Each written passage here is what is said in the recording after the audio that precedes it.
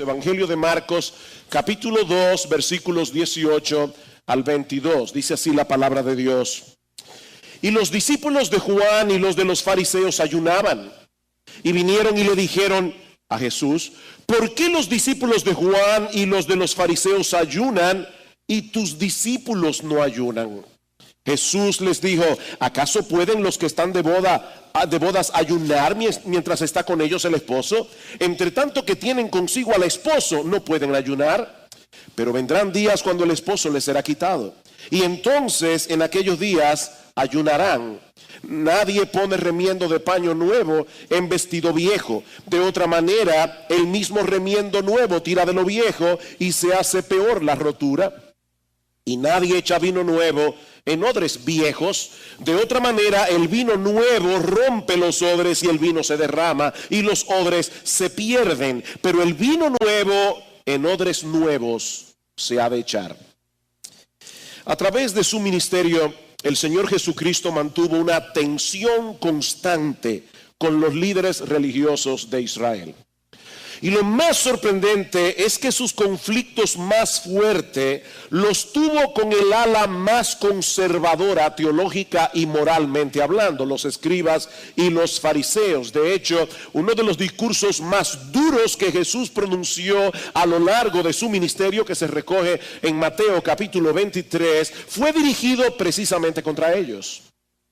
Los escribas y los fariseos eran los representantes de la ortodoxia en aquellos días, los que parecían más apegados a las escrituras. Pero ningún grupo religioso se opuso a Jesús con tanta hazaña, con tanta violencia, como nosotros vemos de hecho en toda esta sección de Marcos que empezamos a estudiar hace unas semanas atrás. Desde el principio del capítulo 2 hasta el versículo 6 del capítulo 3, Marcos narra una secuencia de 5 controversias que Jesús tuvo con los escribas y los fariseos y que marcaron el resto de su ministerio. La primera de esta controversia, recordarán, fue en torno a la autoridad de Jesús para perdonar pecados. Ya lo vimos hace 3 semanas atrás. La segunda, que vimos la semana pasada, tuvo que ver con el hecho de que Jesús se sentara a comer con los publicanos y con los pecadores, personas que no pasaban la prueba de los escrúpulos religiosos de los fariseos. Y en la mañana de hoy vamos a enfocar este conflicto que gira en torno al tema del ayuno. Versículo 18. Una vez más, los discípulos de Juan y los de los fariseos ayunaban. Y vinieron y le dijeron a Jesús: ¿por qué los discípulos de Juan y los de los fariseos ayunan y tus discípulos no ayunan? El problema aquí era la práctica del ayuno. El ayuno es una práctica religiosa que consiste en abstenerse de alimentos, ya sea totalmente o en parte, con un propósito espiritual. Y eso es muy importante. Si no hay un propósito espiritual en medio, esa abstinencia de alimentos se convierte simplemente en una dieta.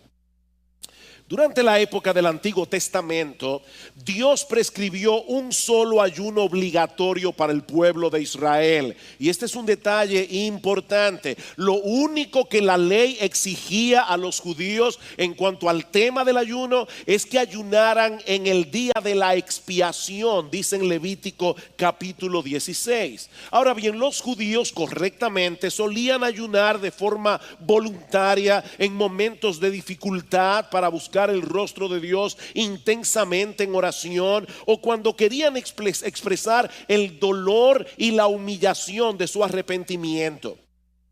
Pero andando el tiempo, algunos comenzaron a ver el ayuno, y lamentablemente hay muchas personas que ven el ayuno en el día de hoy exactamente desde esa perspectiva. Algunos comenzaron a ver el ayuno como un medio para torcerle el brazo a Dios, para ganar el favor y la misericordia de Dios. Es como decirle: mira, Señor, aquí estoy yo sufriendo para que tú me hagas caso. Es una forma de ablandarle el corazón a Dios, mientras que otros comenzaron a usar el ayuno para mostrarle a los demás la profundidad de su devoción a Dios, como había ocurrido con los escribas y los fariseos en el tiempo del Señor. El ayuno era su departamento de publicidad. Los fariseos tenían la práctica de ayunar 2 veces a la semana, los lunes y los jueves. ¿Ustedes recuerdan el currículum que presenta el fariseo en la parábola de Lucas 18? Él dice: ayuno 2 veces a la semana. Ellos regularmente apartaban el lunes y el jueves para ayunar, y lo hacían de tal manera que todo el mundo se enteraba de que estaban ayunando. Es a eso que se refiere el Señor cuando dice a sus discípulos en Mateo 6:16: cuando ayunéis, no seáis austeros como los hipócritas, porque ellos demudan sus rostros para mostrar a los hombres que ayunan. Ellos iban por ahí con la cara sin lavar, evidentemente pasando hambre. Y dice Jesús: de cierto digo que ya tienen su recompensa. Lo que quieren es publicidad, ya la tienen, pero no tendrán nada más. Es lo que el Señor está diciendo aquí. Ahora, tal parece que el incidente que se narra en Marcos 2 y que veremos en la mañana de hoy ocurrió inmediatamente después del llamamiento de Mateo, de Leví, que nosotros vimos la semana pasada. Si ese fue el caso, hermano, yo quiero que ahora ustedes usen su imaginación y vean a estos fariseos, a estos escribas, ¿verdad?, fuera de la casa de Mateo, ayunando, porque dice Marcos: los discípulos de Juan y los de los fariseos ayunaban, y la idea es, estaban ayunando. Así que aquí tenemos a Jesús y a los discípulos comiéndose un banquete en la casa de Mateo. Y aquí tenemos a los fariseos mirando por la ventana, ¿verdad?, la comida. Y es por eso que se acercan al Señor y le preguntan: ven acá, ¿qué es lo que está pasando aquí? Es interesante notar que dice el texto que fueron los discípulos de Juan y los de los fariseos. O sea, los fariseos se dieron cuenta que los discípulos de Juan también estaban ayunando, así que decidieron decirle: vamos juntos a preguntarle a Jesús por qué Él vive de la manera que vive, por qué Él no practica lo que nosotros practicamos. Por supuesto, esto es interesante porque los fariseos no le habían hecho caso a la predicación de Juan el Bautista cuando señaló a Jesús como el Mesías del Antiguo Testamento. Pero en este caso ellos se juntaron con los discípulos de Juan para desenmascarar la falta de piedad de Jesús. Y es en ese contexto que surge la pregunta: ¿por qué los discípulos de Juan y los de los fariseos ayunan y tus discípulos no ayunan? En otras palabras, si tú eres tan espiritual y un verdadero maestro de las Escrituras, ¿por qué estás allá adentro con tus discípulos comiendo con esa gente? ¿Por qué no les enseñas a vivir por un estándar religioso más elevado como hacemos nosotros, los fariseos y los discípulos de tu amigo Juan? Noten, mis hermanos, la respuesta de Jesús, porque Jesús pudo haberles dicho: ustedes están yendo más lejos de la ley de Moisés, porque la ley de Moisés solo prescribe un ayuno al año, en el día de la expiación. Y ustedes quieren imponer 2 ayunos cada semana. Pero esa no fue la respuesta de Jesús. Jesús decide aprovechar la pregunta, y ese es el corazón de este pasaje. Jesús decide aprovechar la pregunta para mostrarles a estos fariseos, y de paso darle una lección a los discípulos de Juan, para mostrarles que la religiosidad y el evangelio son diametralmente opuestos entre sí. La religiosidad y el evangelio son diametralmente opuestos entre sí. En primer lugar, porque la religiosidad consiste en apegarse a un conjunto de reglas que, por cierto, le hacen las vidas de los religiosos miserables, mientras que el cristianismo consiste en tener una relación personal, gozosa y deleitosa con el Señor Jesucristo. Noten el versículo 19. Esta es la respuesta de Jesús. Jesús les dijo: ¿acaso pueden los que están de bodas ayunar mientras está con ellos el esposo? Entre tanto que tienen consigo al esposo, no pueden ayunar. Lo que Jesús está diciendo aquí es que sus discípulos no podían ayunar en ese momento porque Él estaba con ellos. Y estar con Jesús es como estar en una fiesta de bodas. Estar con Jesús es como estar en una fiesta y no como invitado. Nosotros no somos simplemente invitados a la fiesta, nosotros somos la novia. Así que no era apropiado ayunar. Las bodas eran todo un evento en Israel. No eran como hoy, usted hace una ceremonia, ¿verdad?, de media hora, luego viene una recepción y la gente, cada uno se va para su casa. No, las bodas en Israel eran todo un evento. Los amigos de la familia se reunían con los novios que en vez de irse de luna de miel, se quedaban en casa por una semana completa, en una especie de open house.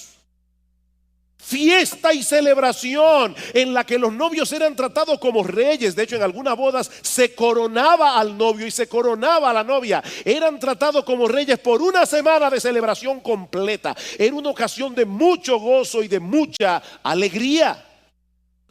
Así que no era apropiado que una persona decidiera ayunar en medio de una fiesta de bodas. Imagínense eso. Todo el mundo comiendo y bebiendo, pasando los platos, y ahí está ese individuo recluido por allí ayunando, con una cara larga, no compartiendo con nadie. De hecho, es interesante notar que los rabinos prohibían ayunar en tiempo de bodas. Los rabinos de Israel, ellos decían: no se debe practicar, no se debe llevar a cabo ninguna práctica religiosa que impida el gozo de la festividad, incluyendo el ayuno. Y esa es la figura que usa Jesús aquí para ilustrar el gozo de sus discípulos por su presencia con ellos. Mira, mi amigo, yo no sé cuál es el concepto que tú tienes en mente de lo que significa tener una relación personal con Jesús. Pero la Biblia lo presenta como estar en una fiesta de bodas.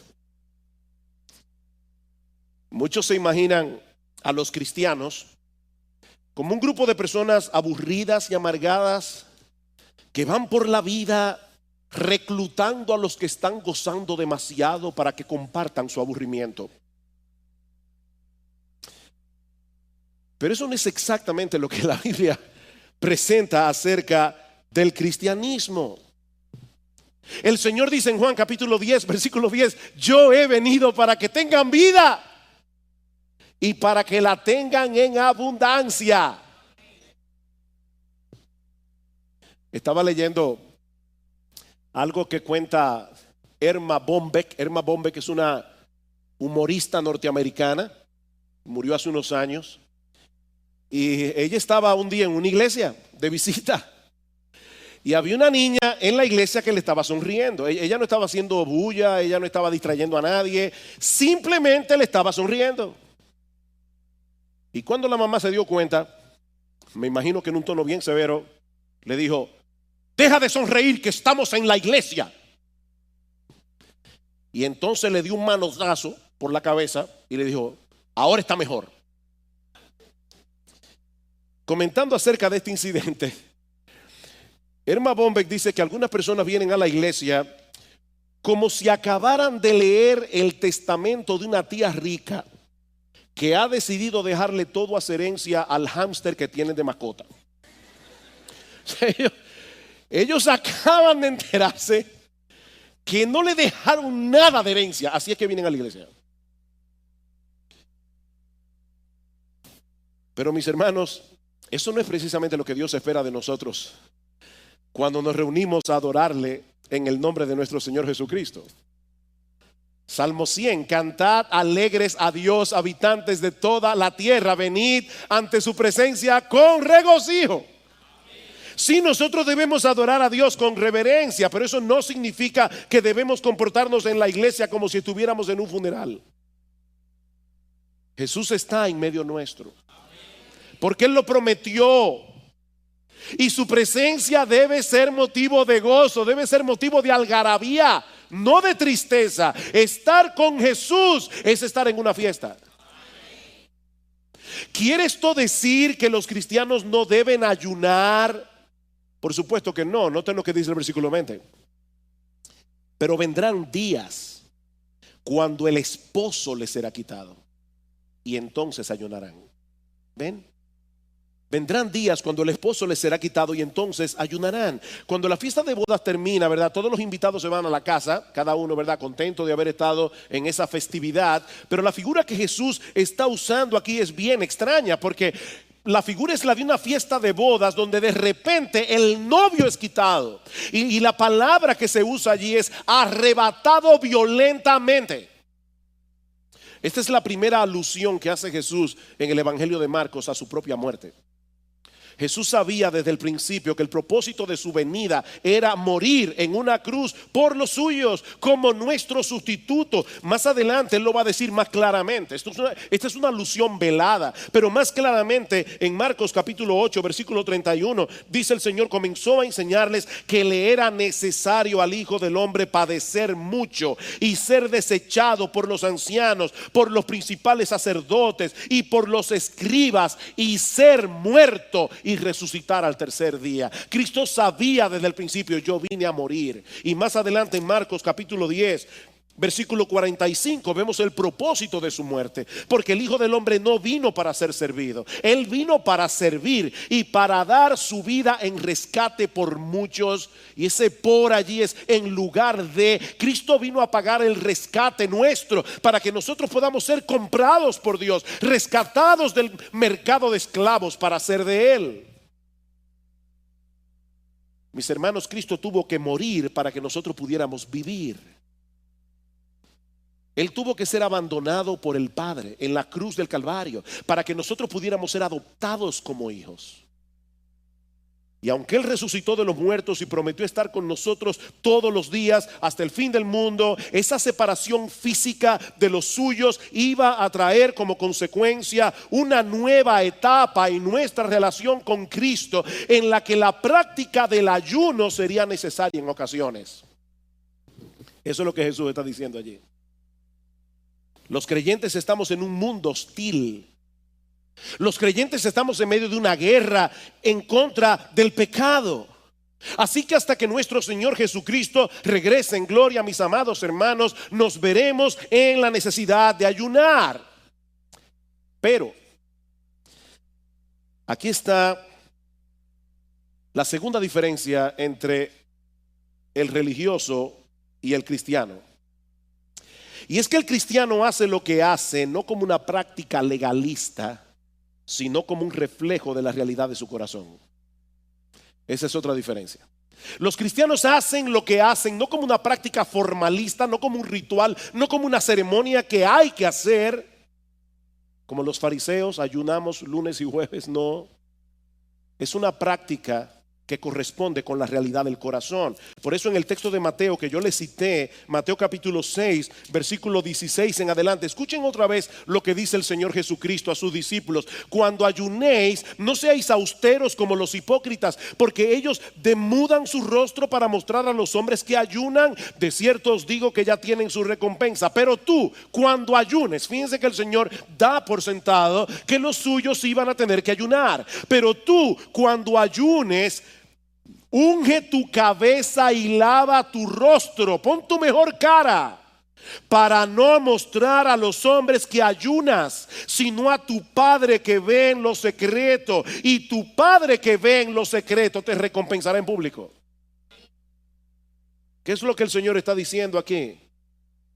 Que el ayuno para el cristiano o cualquier otra práctica religiosa no es un deber establecido para darle pena a Dios, ni mucho menos para hacer un despliegue de espiritualidad. No, mis hermanos, el cristiano se abstiene en ocasiones de alimentos. En ocasiones el cristiano ve la necesidad de poner a un lado el cuidado de su cuerpo que tanto tiempo nos toma, ¿verdad?, para dedicarnos en una forma intensa y particular a buscar el rostro de Dios en oración. Como bien señala un comentarista, Jesús no se opone al ayuno en sí mismo, sino al hecho de ayunar conforme a una regla. como una imposición moral, legalista y ascética que no tiene nada que ver con la realidad del corazón. Mis hermanos, esa es la gran diferencia entre la religiosidad y el evangelio, que uno trata con lo externo, pero el otro trata con el corazón. Lo importante para el religioso es llevar a cabo al pie de la letra los deberes impuestos por su religión. Pero déjame decirte algo, mi amigo, el problema del hombre no radica primariamente en lo que hace o en lo que deja de hacer, sino en la realidad de un corazón dañado delante de Dios. Ese es el problema. Un corazón dañado por el pecado. Y eso no se resuelve sometiéndonos a reglas que hacen la vida miserable. Los fariseos y toda una larga de descendencia religiosa a lo largo de la historia de los fariseos parecen haber llegado a la conclusión de que la forma de ganar el favor de Dios y de llegar a ser más espirituales es hacer lo que no queremos y dejar de hacer lo que sí queremos. Ese es el asunto. Dejar de hacer lo que queremos y hacer lo que no queremos. Como si el hecho en sí mismo de vivir de esa manera sea la forma de conseguir la visa de entrar al cielo o de estar bien con Dios. Pero ¿sabes qué, mi amigo? No importa lo que hagas o lo que dejes de hacer, si tu corazón no es transformado por el poder de Dios. No importa lo que hagas o lo que dejes de hacer. Compartía con mi clase de historia de la iglesia esta semana de un individuo de esos que profesan ser protestantes, pero solamente por costumbre. Y vivía en un barrio donde todos eran católicos. Y cada cuaresma tenían el mismo problema. El Viernes Santo el individuo sacaba su parrilla y hacía churrasco a la barbecue. Y como ustedes se pueden imaginar, el olor, ¿verdad?, en todo el barrio. Así que los vecinos decidieron hacer algo al respecto y predicarle al protestante para que se convierta católico. Así que van y le dicen: mira, nosotros queremos presentarte lo distintivo de nuestra religión. Y le hablan y finalmente dice: ¿qué yo tengo que hacer para hacerme católico? No, simplemente bautizarte. Pero eso es muy sencillo. Dice: sí, ven. Lo llevan a la iglesia. El sacerdote le dice, le echa agua en la cabeza, le dice: tú naciste católico, naciste protestante, viviste como protestante, pero a partir de ahora eres católico. Los católicos pensaron que se habían librado del problema, pero llega la próxima cuaresma y otra vez el olor a churrasco. Así que van a ver qué pasó con el vecino y se encuentran con él frente a la carne ¿verdad?, en el barbecue, con un chorrito de agua, diciéndole: tú naciste vaca, te criaste como vaca, pero a partir de ahora eres pescado. Miren, eso parece un chiste, pero es la manera como muchas personas ven el asunto de la religión. Ok, ¿qué es lo que yo tengo que hacer para hacerme evangélico? ¿Cuáles son las reglas de este club? No es que este no es un club. Este no es un club, este es un lugar de gente que estaba muerta en sus delitos y pecados, pero ahora está viva. Es muy diferente. Esto no es simplemente venir aquí y pasar por las aguas del bautismo. Esto es una transformación del corazón. Esa es la enseñanza de Jesús en Marcos capítulo 7. Vayan conmigo allí por un momento. Dice que los fariseos se juntaron, otra controversia más, se juntaron para ir donde Jesús y preguntarle: ¿por qué tus discípulos no se lavan las manos antes de comer? O alguno de ustedes dirá: oye, pero es una regla buena que se laven las manos antes de comer. Pero en este caso no era por un asunto higiénico, era por un asunto religioso. Ellos hacían eso para agradar a Dios. Así que Jesús les responde a estos escribas y fariseos hipócritas. Versículo 6: bien profetizó de vosotros Isaías, como está escrito: este pueblo de labios me honra, mas su corazón está lejos de mí. ¿Ven dónde está el problema? El problema está en el corazón. Y dice más adelante, versículo 14: y llamando así a toda la multitud, les dijo: oídme todos y entended, nada hay fuera del hombre que entre en él que le pueda contaminar, pero lo que sale de él, eso es lo que contamina al hombre. No es lo de afuera, el problema lo tenemos adentro. Versículo 21, porque de dentro del corazón de los hombres salen los malos pensamientos, los adulterios, las fornicaciones, los homicidios, los hurtos, las avaricias, las maldades, el engaño, la lascivia, la envidia, la maledicencia, la soberbia y la insensatez. Todas estas maldades de dentro salen y contaminan al hombre. El problema está en el corazón. ¿Cuál es la solución? Que el corazón se ha transformado. Y eso es precisamente lo que hace Jesús por medio del Evangelio. Mi amigo, venir a ser cristiano no consiste en cambiar un conjunto de reglas por otras. Venir a ser cristiano no consiste en cambiar un conjunto de ceremonias por otras ceremonias. Eso es como querer curar el cáncer cambiando el vestuario del paciente. No, el cáncer sigue allí. Se necesita una quimioterapia más poderosa que esa. La solución de tu problema delante de Dios comienza reconociendo que el cambio que necesitas está completamente fuera de tu alcance. Completamente fuera de tu alcance, porque nunca podrás pagar la deuda que tienes con la justicia divina, y nunca podrás por ti mismo cambiar tu corazón de piedra en un corazón de carne que sea sensible a la voz de Dios. No puedes. No puedes. Somos orgullosos por naturaleza, somos rebeldes por naturaleza, somos idólatras por naturaleza. Nunca, nunca aceptaremos el señorío de Cristo sobre nuestras vidas, nunca. A menos que se opere un cambio muy profundo en el asiento mismo de nuestra personalidad. Un cambio tan profundo que la Biblia lo compara con un nuevo nacimiento. ¿Tú oíste eso, amigo? Tú necesitas nacer de nuevo. Eso fue lo que Jesús le dijo a Nicodemo. Nicodemo era fariseo, Nicodemo era un hombre decente, Nicodemo era un hombre muy religioso, Nicodemo era un maestro de su religión, dice en Juan capítulo 3, versículo 2. Y para colmo de males, dice la escritura que Nicodemo creía que Jesús había venido de Dios como maestro. Y Nicodemo va de noche a casa de Jesús para hablar con él. Y le dice: yo quiero que tú y yo tengamos una plática religiosa. Yo sé que tú has venido de Dios como maestro, porque nadie puede hacer estas señales que tú haces si no está Dios con él. Y Jesús le dice: Nicodemo, déjame decirte algo de entrada. El que no nace de nuevo no puede ver el reino de Dios. A este hombre religioso, decente, moralista, el que no nace de nuevo no puede ver, no puede entrar en el reino de Dios. Mi amigo, para tú poder ir al cielo hay que parirte otra vez, porque naciste dañado por el pecado. Yo sé que eso no es agradable de oír, pero eso es lo que dice la Biblia.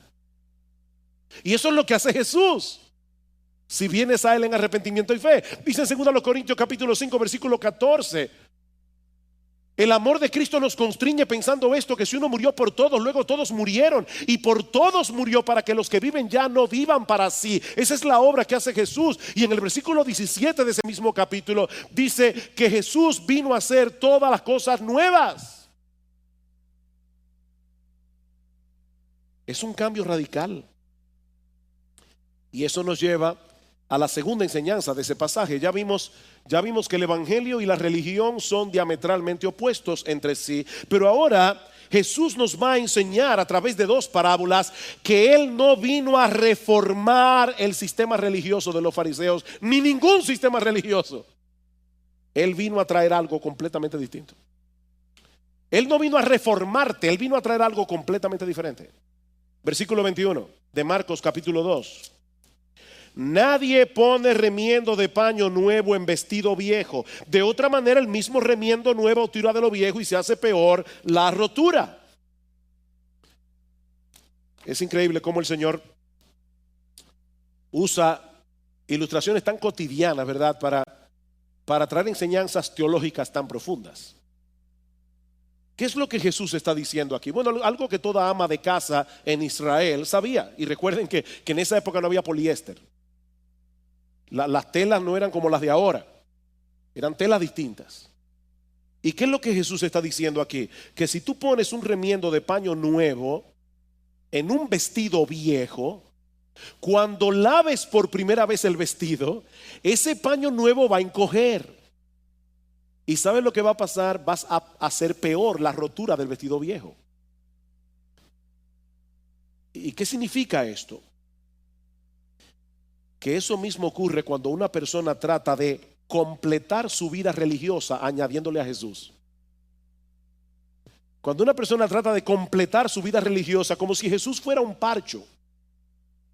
Voy a seguir en mi antigua religión, pero ahora estoy mejor que antes porque ahora también tengo a Jesús. Wow, eso parece perfecto. Tengo lo que tenía y algo más. A Jesús. No, mi amigo, eso no funciona. Porque Jesús no vino a mejorar lo viejo, Él vino a reemplazarlo por algo completamente nuevo. Él no vino a mejorar lo viejo, sino a reemplazarlo por algo muchísimo mejor. Y saben que eso incluye los aspectos ceremoniales de la ley de Moisés que Dios mandó. Hay un grupo de personas que se llaman judíos mesiánicos. Y ellos dicen ser cristianos, aceptan a Jesús como Mesías, pero ellos guardan algunas de las ceremonias que nosotros encontramos en el Antiguo Testamento. Eso es exactamente en violación a lo que Jesús está enseñando aquí. Eso es ponerle al Antiguo Testamento el parcho de Jesús, a las ceremonias del Antiguo Testamento. No, mis hermanos, todos esos ritos y ceremonias no son más que sombras, dice Pablo en Colosenses capítulo 2 versículo 16, sombras que apuntan hacia el cuerpo de Jesús. El cuerpo está ahí, ya no necesitamos la sombra. Si continuamos practicando todas estas cosas, estamos pasando por alto el hecho de que Jesús ya vino. Eso no tiene sentido. Jesús no vino a remendar lo viejo. Jesús vino a introducir lo nuevo. De paso, esto también rebate la idea que tienen algunos de que debemos hacer una religión universal. ¿Han oído eso? Y tomar de todas lo mejor. La fe Bahá'í hace eso.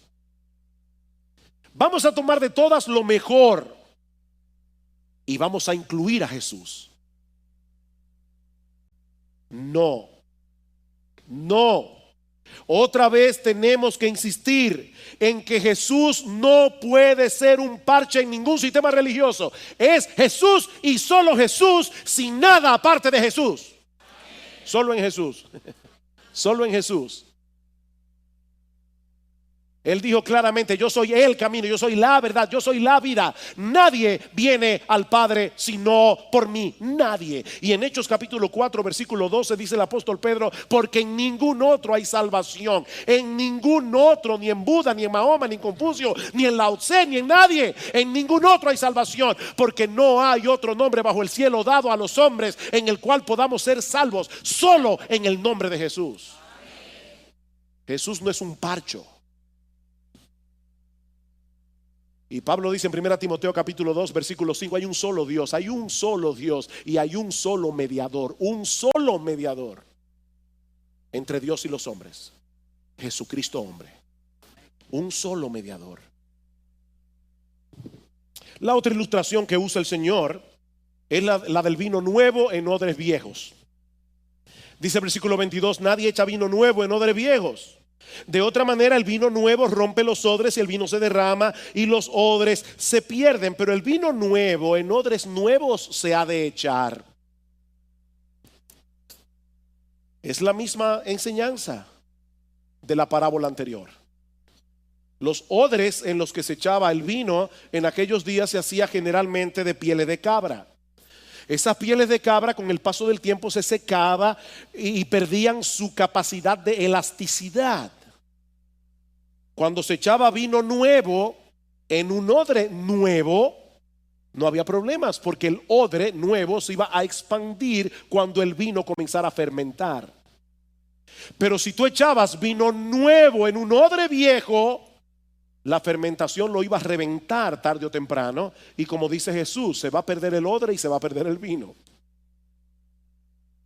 ¿Qué es lo que el Señor quiere mostrarnos con esta ilustración?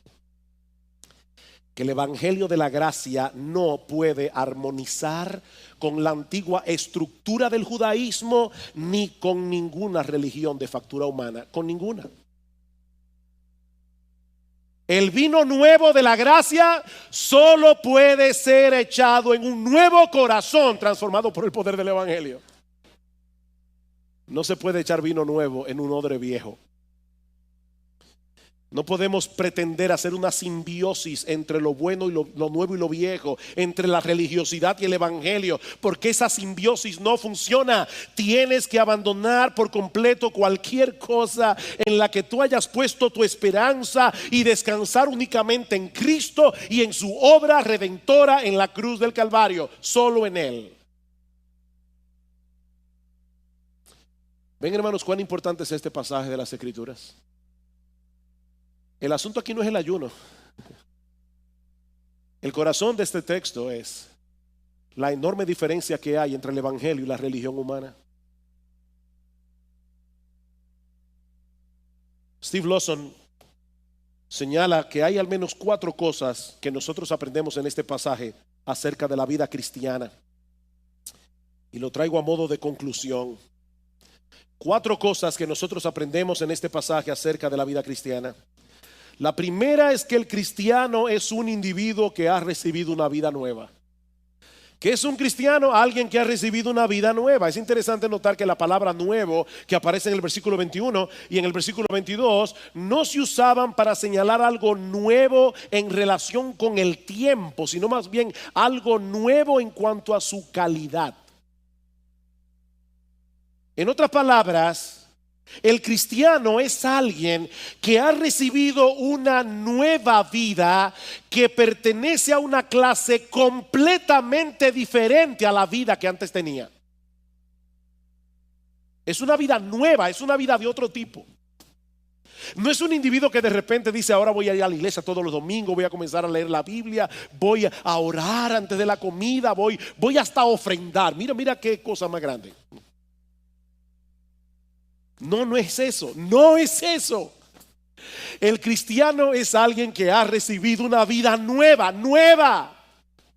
Mis hermanos, antes de ser cristianos, nosotros éramos ese vestido viejo al que no se le podía poner el parche de Jesús. Nosotros éramos ese odre viejo al que no se le podía echar el vino nuevo de la gracia redentora de Cristo, porque nos hubiera reventado.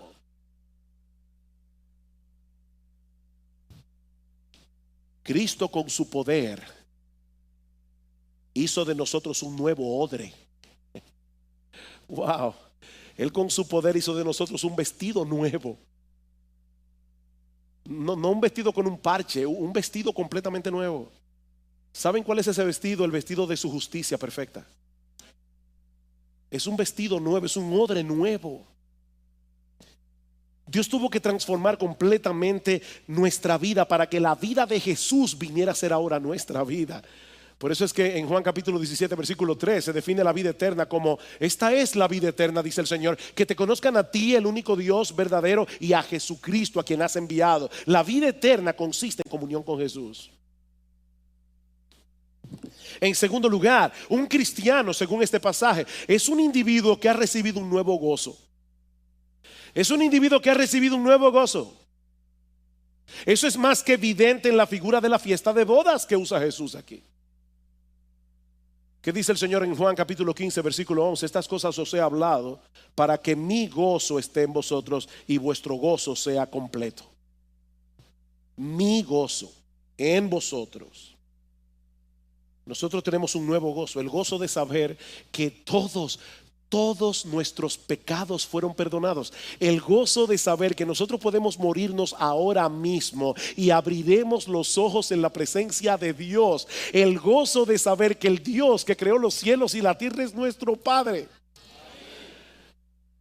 Que cuando le decimos Padre nuestro que estás en los cielos, sus oídos están atentos a nuestro clamor, como si nosotros fuéramos el único creyente que estuviera orando en ese momento. El gozo de saber que tenemos una herencia eterna en los cielos. El gozo de saber para qué estamos aquí. ¿Cuál es el propósito de nuestra existencia? Mis hermanos, Cristo vino a traer de vuelta el gozo de la fiesta de bodas. Y recuerda, nosotros no somos invitados, nosotros somos la novia. ¿Tú te acuerdas cuando te casaste? Si te casaste obligado, no lo recuerdes. Pero si te casaste enamorado, ¿tú recuerdas el gozo del día de tus bodas? Nosotros somos la esposa del Cordero. Nosotros somos la novia de Jesús. Y no porque seguimos un conjunto de reglas, sino porque hemos entregado nuestra vida entera a Cristo en arrepentimiento y fe. En tercer lugar, este pasaje nos enseña que un cristiano es un discípulo que ahora tiene un nuevo dueño. Es un discípulo que ahora tiene un nuevo dueño. La pregunta de los fariseos fue: ¿por qué los discípulos de Juan y los de los fariseos ayunan y tus discípulos no ayunan?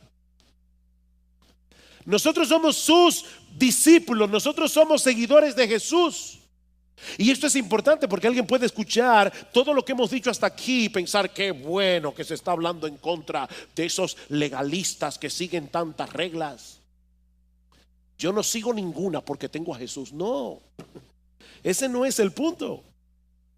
Ese no es el punto. La diferencia entre el legalista y el cristiano no es que el legalista se apega a un conjunto de reglas mientras que el cristiano vive como le da la gana. No, esa no es la diferencia. La diferencia es que el cristiano es movido a vivir como vive, es movido a hacer lo que hace por amor a Jesús, por la motivación del evangelio, porque su vida ha sido transformada por Jesús. Yo le doy tantas gracias al Señor porque en su providencia Él conectó el mensaje de hoy con el conversatorio de esta tarde, porque una cosa tiene que ver con la otra. Los fariseos ayunaban y los cristianos ayunan, pero son dos ayunos muy diferentes. Porque este lo hace como un deber impuesto por su religión. Este lo hace porque tiene una relación con su Padre Celestial, cuando Él quiere dedicarse intensamente a buscar el rostro de su Padre en el nombre de Cristo por el poder de su Espíritu. Son dos cosas muy diferentes. Es el corazón lo que ha sido transformado. Y ese corazón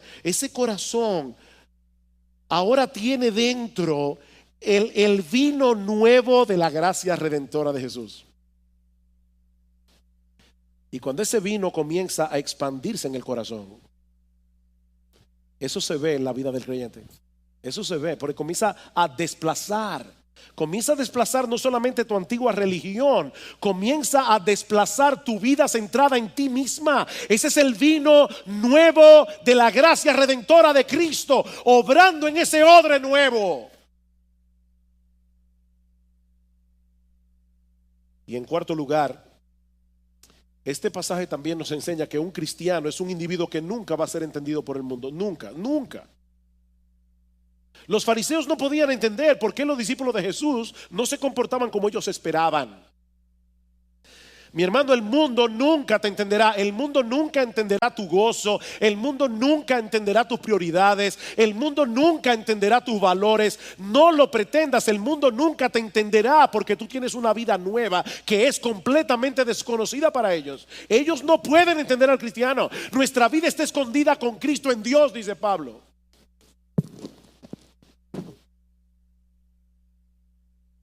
Y de paso, una advertencia: las personas que más mal nos van a entender son los religiosos que están perdidos. Esos son los que menos pueden entender a los cristianos. Los religiosos que todavía están muertos en sus delitos y pecados jamás van a entender esto. Y si tú estás aquí sin Cristo en esta mañana, por favor no pienses ni por un momento que este mensaje no tiene nada que ver contigo, porque este mensaje tiene todo que ver contigo.